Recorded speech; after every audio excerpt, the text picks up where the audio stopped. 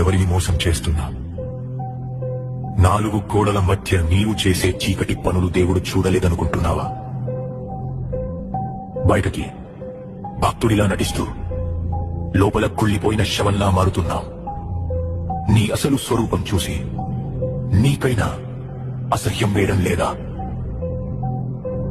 విను, లేఖనం ఏం చెబుతుందో విను. కుక్క తాను కక్కిన దానికి తిరిగినట్లు మూర్ఖుడు తన మూర్ఖతను మరల చేయుడు. మళ్ళీ అదే పాపం, మళ్ళీ అదే అబద్ధం, మళ్ళీ అదే వ్యభిచారం.